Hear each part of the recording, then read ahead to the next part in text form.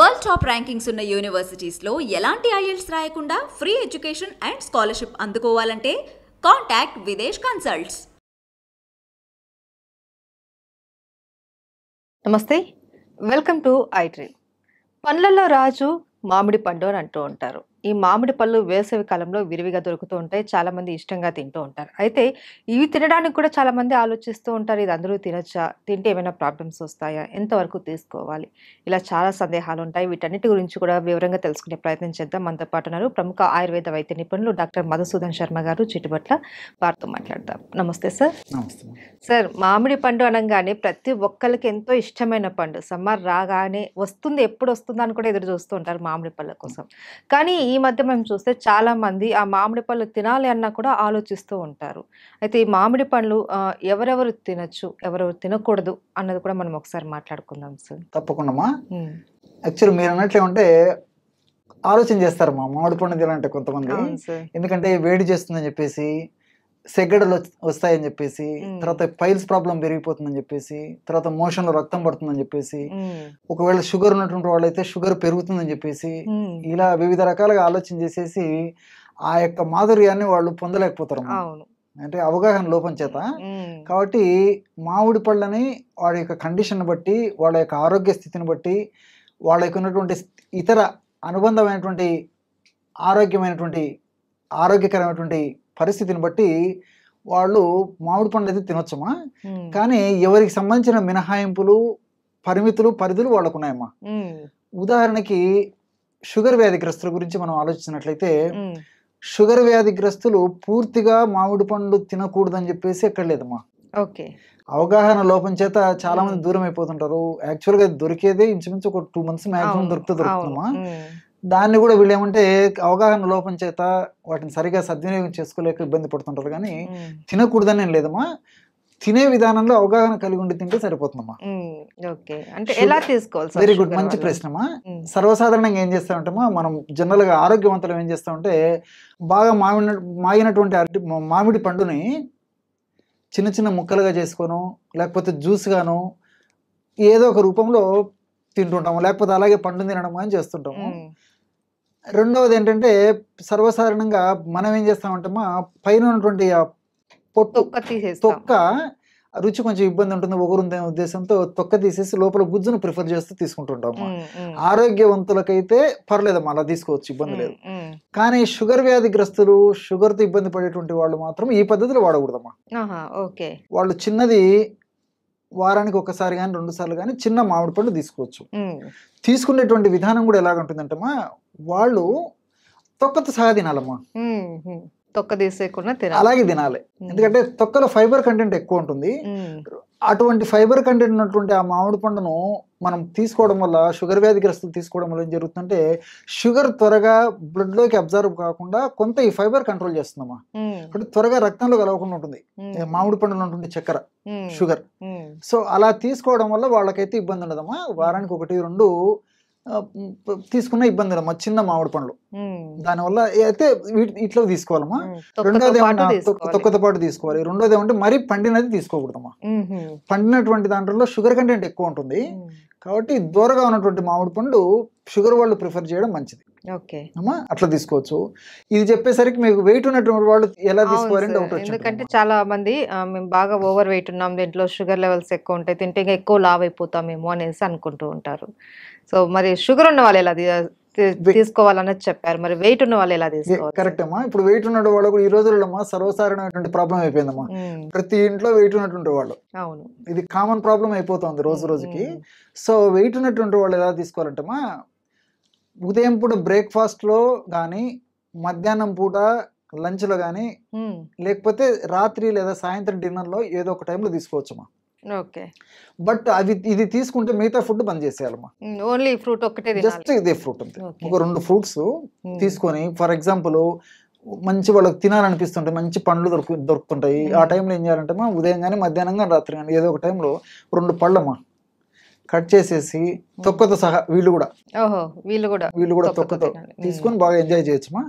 బాగా 2 పళ్ళు తీసుకొని, వాళ్ళకి అది కూడా సరిపోలేదు అనుకోండి, ఇంత జామకాయ కానీ, యాపిల్ కానీ, బొప్పాయి కానీ ఇటువంటివి ఏమన్నా తీసుకోవచ్చు, తర్వాత మజ్జిగ ఇలాంటివి తీసుకోవచ్చు, అట్లా కడుపు నింపుకోవచ్చు. ప్రాబ్లం కానీ అయితే లేదు. రిమైనింగ్ మనకి ఏదైతే టిఫిన్ కానీ లంచ్ కానీ అవి తినకుండా ఫ్రూట్స్ మాత్రమే, ఎందుకంటే క్యాలరీస్ మరీ పెరిగిపోతాయి. సో వాళ్ళు ఎంజాయ్ చేయొచ్చు ఫ్రూట్ ను. అట్లని చెప్పేసి వాళ్ళకు అనారోగ్యకరంగా పరిణమించేటువంటి పరిస్థితి రాకుండా ఈ పద్ధతులు వాడుకోవడం వల్ల వాళ్ళకి ఆరోగ్యానికి ఎలాంటి ఇబ్బంది ఉండదమ్మా. సో క్షేమదాయకంగా ఈ పద్ధతులు వాడుకుంటే వాళ్ళకి ఇబ్బంది ఉండదమ్మా. ఓకే. అయితే సార్ చాలా మంది ఇట్లా పండును తినడం బదులు కొంతమంది జ్యూస్ చేసుకొని తాగుతూ ఉంటారు. అలా తీసుకోవడం వల్ల కావాల్సిన పోషకాలన్నీ దొరుకుతాయా? అది జ్యూస్ చేసుకొని తాగడం వల్ల దాంట్లో మైనస్ ఎక్కువ ఉంటుందమ్మా. సర్వసాధారణంగా ఏం చేస్తారంటమ్మా, ఈ జ్యూస్ తీసుకొని చేయడం వల్ల ఏమైతుందంటే ఉడగట్టేటువంటి పద్ధతిలో పీచు మొత్తం వెళ్ళిపోతుందమ్మా. అదొకటి. రెండోది ఏంటంటే మనము కేవలం ఆ జ్యూస్ తోనే సంతృప్తి పడమమ్మా. అందులో పంచదార, పాలు, తర్వాత ఈ ఐసు, వాట్ నాట్ తెలుసమ్మా కలిపేసరికి ఆ న్యాచురాలిటీ పోతుందమ్మా. దానివల్ల శరీరానికి మంచి జరగకపోగా ఇబ్బంది పెట్టి కొంచెం చెడు పద్ధతులు కూడా పరిణమించేటువంటి అవకాశం ఉంటుందమ్మా. ఇప్పుడు షుగర్ వాడడం అందులో షుగర్ వేయడం వల్ల ఏమవుతుందంటే ఆ షుగరు వైట్ పాయిజన్ అమ్మా. దానివల్ల మన బాడీలో ఇమ్యూనిటీ తగ్గిపోవడము, తర్వాత ఫ్రీక్వెంట్ గా ఈ జలుబు, తర్వాత ఈ గొంతు నొప్పి, టాన్సిల్స్, జ్వరము ఇలాంటి రావడము, తర్వాత ఈ శ్లేష్మానికి సంబంధించినటువంటివి, తర్వాత ఊపిరితిత్తులకు సంబంధించినటువంటి సమస్యలు రావడము, ఇలాంటివన్నీ జరుగుతాయమ్మా. రెండోది ఏమంటే ఐస్ వేస్తామమ్మా. ఐస్ వల్ల కూడా మన బాడీ ఇమ్యూనిటీ పవర్ పోతుంది. ఎందుకంటే మన బాడీలో ఒక రకమైన టెంపరేచర్ మెయింటైన్ అవుతుంటుందమ్మా. అలాంటప్పుడు మనం ఐస్ వేసేసి ఆ చల్లటి పదార్థాన్ని మనం తీసుకునేసరికి ఆ చల్లటి పదార్థాన్ని మన బాడీ టెంపరేచరు తన స్థాయికి రెగ్యులేట్ చేసేదానికి, అంటే ఇంచుమించు 98 degrees వరకు తెచ్చుకునేంత వరకు అక్కడ జీర్ణం కాకుండా ఫుడ్ ఆ మామిడి రసం కడుపులో అలాగే ఉండిపోతుందమ్మా. దానివల్ల కొన్ని కెమికల్స్ లో మార్పు జరిగేసేసి పులిసిపోవడం కానీ, తర్వాత అందులో ఇతర కొన్ని రసాయన పదార్థాలు తయారు కావడం కానీ జరిగి జీర్ణ వ్యవస్థకు సంబంధించినటువంటి ఇబ్బందులు వస్తాయమ్మా.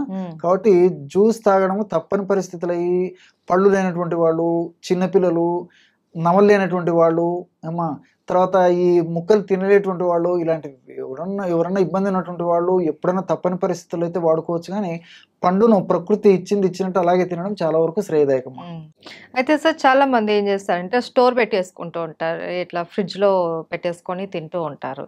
అలా తినొచ్చు అంటే అది కూడా చెప్తానమ్మా. యాక్చువల్గా ఏంటంటే ఫ్రిడ్జ్ లో అంత -డిగ్రీ టెంపరేచర్ మనం పెట్టింటాం కాబట్టి తీసిన వెంటనే తినకూడదమ్మా. సో అట్లాంటప్పుడు ఏం చేయాలంటే ఆ ఫ్రిడ్జ్ నుంచి తీసిన తర్వాత మామూలు నీళ్ళలో ఒక 10-15 నిమిషాల సేపు మామిడి పళ్ళను అలాగే ఉంచేసేయాలమ్మా. ఉంచేసేస్తే త్వరగా నార్మల్ టెంపరేచర్కి వచ్చేస్తాయి. ఆ విధంగా నార్మల్ టెంపరేచర్కి వచ్చిన తర్వాత దాన్ని మనం ముక్కల రూపంలో కానీ, జ్యూస్ రూపంలో కానీ అలాగే తీసుకోవడం కానీ ఎట్లాగైనా చేసుకోవచ్చు. దానివల్ల ఎందుకంటే నార్మల్ టెంపరేచర్ ఉంటుంది కాబట్టి బాడీకి మనం తీసుకున్న తర్వాత కూడా ఈజీగా జీర్ణం అయిపోతుంది. ఎక్కువసేపు ఈ జీర్ణ వ్యవస్థలు ఉండదు కాబట్టి ఇతర ఉపద్రవాలు కూడా ఉండవు, బాడీ రెసిస్టెన్స్ పవర్ కూడా పెరిగిపోతుందమ్మా. ఇంకోటి రెండోది ఏంటంటే మీరు బాగా గమనించండి, మామిడి పళ్ళని మిగతా పళ్ళని మామిడి పళ్ళని మీరు కంపేర్ చేస్తే మామిడి పళ్ళని టచ్ చేసినప్పుడు కొంచెం వేడిగా ఉంటాయమ్మా. అవును, బాగా గమనించండి. ప్రాక్టికల్ గా మీరు చల్లటి వాతావరణాన్ని పెట్టిన సెన్స్ ఫ్రిడ్జ్ అని కాకుండా మామూలు మనం రూమ్ టెంపరేచర్ లో పెట్టినా, బయట మనం కొనేటప్పుడు కూడా టచ్ చేసినప్పుడు మామిడి పళ్ళు వేడి వెచ్చగా ఉంటాయమ్మా మిగతా పళ్ళతో కంపేర్ చేస్తే. సో కారణం ఏంటంటే ఫైటిక్ ఆమ్లం అనేది ఎప్పుడు దాంట్లో ఉత్పత్తి అవుతుంటుందమ్మా. ఫైటిక్ ఆమ్లం ఎప్పుడైతే అట్లా ఉత్పత్తి అవుతుంటుందో పళ్ళలో వేడి గుణం అనమాట, దానికి వేడిని ప్రొడ్యూస్ చేస్తూ ఉంటుంది. అలాంటప్పుడు ఏం చేయాలంటమ్మా, అలాంటి పరిస్థితి ఉన్నప్పుడు మనం తెచ్చుకున్న తర్వాత నీళ్ళలో కొద్దిసేపు అలాగే ఉంచడం వల్ల ఆ ఫైటిక్ ఆమ్లం ఉత్పత్తి తగ్గిపోయి మనం అలాంటి మామిడి పళ్ళని తిన్నప్పుడు వేడి చేసే తత్వం కానీ, వేడి చేసేటువంటి గుణాలు కానీ అందులో లేకుండా మనకు హానికారకంగా లేకుండా ఉండి క్షేమదాయకంగా ఉంటుందమ్మా. కాబట్టి నీళ్ళలో నానబెట్టేసేసి ఒక 10 నిమిషాలు అలాంటి మామిడి పళ్ళని తినడం మంచిది. ఫ్రిడ్జ్ లో పెట్టినా నానబెట్టాలి, నీళ్ళలో పెట్టేసేయాలమ్మా. లేకపోతే ఒకవేళ మనం తెచ్చుకున్నా కూడా వాటర్ లో కాసేపు పెట్టి తీసుకుంటే ప్రాబ్లం ఉండదమ్మా. తర్వాత దీంట్లో ఈ మామిడి పండులో కూడా ఏమంటే మనం ఆధునికంగా ఆలోచించినప్పటికీ రకరకాలైనటువంటి రసాయన ద్రవ్యాలు ప్రత్యక్షంగా పరోక్షంగా వివిధ రకాలైనటువంటి వ్యాధులు రాకుండా వచ్చినటువంటి వ్యాధులు త్వరగా తగ్గేందుకు కూడా ఉపయోగపడతాయమ్మా. ఉదాహరణకి మ్యాంజిఫెరిన్ అని చెప్పేసి ఒక రసాయన పదార్థము, అదేవిధంగా ఈ క్వర్సటిన్ అనేటువంటి ఒక రసాయన పదార్థము, తర్వాత రామినిటిన్ అనేటువంటి రసాయన పదార్థము, తర్వాత లిటియోలిన్, జియోజాంతిన్, అమైలేజు అనేటువంటి ఎంజైమ్, ఇలాంటివి అనేక రకాలైనటువంటి రసాయనాలు కూడా ఉంటాయమ్మా. ఇవన్నీ కూడా ప్రత్యక్షంగా పరోక్షంగా మన దేహానికి ఉపయోగపడతాయమ్మా. ఉదాహరణకి ఈ మ్యాంజిఫెరిన్ అనేటువంటి రసాయన పదార్థం ఏదైతే ఉందో అది బెస్ట్ యాంటీ ఆక్సిడెంట్ గా పనిచేస్తుందమ్మా. అంటే అనేక రకాలైనటువంటి వ్యాధులు రాకుండా కణజాలాన్ని రక్షించేందుకు, ఆ వ్యాధులు త్వరగా తగ్గేందుకు ఉపయోగపడుతుంది. అట్లే క్వర్సెటిన్ అనేటువంటి రసాయన పదార్థము యాంటీ ఇన్ఫ్లమేటరీ ఏజెంట్ గా పనిచేస్తుందమ్మా.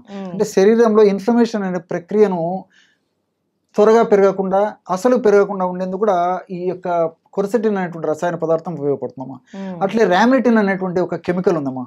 ఈ రామినిటిన్ అనేటువంటి కెమికల్ ఏం చేస్తుందంటమ్మా, ఈ గుండె సైజు, గుండె పంపింగ్ సామర్థ్యాన్ని చక్కగా చక్కపరుస్తుందమ్మా. అంటే గుండె పంపింగ్ సామర్థ్యం తక్కువ ఉన్నటువంటి వాళ్ళలో ఈ కాళ్ళ వాపులు, ముఖం వాపు ఉండడము, తర్వాత ఆయాసం రావడం ఇలాంటి లక్షణాలు ఉంటాయమ్మా. సో ఇలాంటి సందర్భాలలో మనం ఈ రామినిటిన్ ఈ పద్ధతిలో ఉపయోగించుకోవడం వల్ల గుండె పంపింగ్ సామర్థ్యాన్ని కరెక్ట్ చేసేటువంటి శక్తి రామినిటిన్లో ఉందమ్మా. అదేవిధంగా ల్యూటియోలిన్, జియోజాంతిన్ అనేటువంటి రసాయన పదార్థాలు కంటికి శ్రీరామ రక్షలుగా పనిచేస్తాయమ్మా. అంటే కంటి వ్యాధులు తగ్గుతాయి, కంటి వ్యాధులు రాకుండా ఉండేందుకు కూడా ఉపయోగపడతాయి. విటమిన్ ఏ కూడా ఉందమ్మా దీంట్లో. సో ఇవన్నీ కూడా మన కంటి వ్యాధుల నుంచి రక్షించేందుకు ఉపయోగపడుతుంటాయి. తర్వాత లాస్ట్ గా అమైలేజ్ అనేటువంటి ఒక ఎంజైమ్ ఉందమ్మా. ఇది జీర్ణ వ్యవస్థ మీద చాలా అద్భుతంగా పనిచేస్తుంది. ఆహారం బాగా జీర్ణమయ్యేందుకు, తర్వాత తీసుకున్నటువంటి ఆహారం బాగా అరిగేందుకు, ఆకలి బాగా అయ్యేందుకు, ఆహార పదార్థం బాగా పులవకుండా ఉండేందుకు, అంటే ఆహార పదార్థాలు పులవమ్మా దీనివల్ల. అంటే సక్రమంగా జీర్ణం వేసి సక్రమంగా విసర్జించేందుకు కూడా అమైలేజ్ అనేటువంటి ఎంజైమ్ ఉపయోగపడుతుందమ్మా. కాబట్టి ఆకలి అయ్యేదానికి, ఆహారం బాగా జీర్ణమయ్యేదానికి, ఆహారం పులవకుండా ఉండేందుకు, అదేవిధంగా పేగుల చలనశక్తి బాగా జరిగి ఫ్రీగా మోషన్ ఫ్రీగా అయ్యేందుకు కూడా ఈ యొక్క అమైలేజ్ అనేటువంటి యొక్క ఎంజైమ్ ఉపయోగపడుతుందమ్మా. సో ఇవన్నీ కూడా మనకు మామిడి పండ్లో పుష్కలంగా ఉంటాయి. కాబట్టి మీరు అన్నట్టు రారాజు మామిడి పండు కాబట్టి ఈ 2 మాసాలే మనకు దొరుకుతుంది ముఖ్యంగా ఆ సమ్మర్లో. కాబట్టి చిన్న పిల్లల నుంచి పెద్దవాళ్ళ వరకు కూడా ఏదో ఒక రూపంలో ఇబ్బంది లేని పద్ధతిలో మనం అవగాహన కలిగి ఉండి వాటిని సద్వినియోగం చేసుకుంటే మనకు నిజంగా రారాజు మాది. అవును సార్. సో మామిడి పళ్ళు రుచికే కాదు ఆరోగ్యానికి కూడా ఎంతో మంచిది. అయితే ఎవరు ఎలా తీసుకోవాలి, ఎంత మోతాదులో తీసుకోవాలి అనేది కూడా మాకు చాలా చక్కగా వివరించారు sir. Thank you so much. నమస్తే.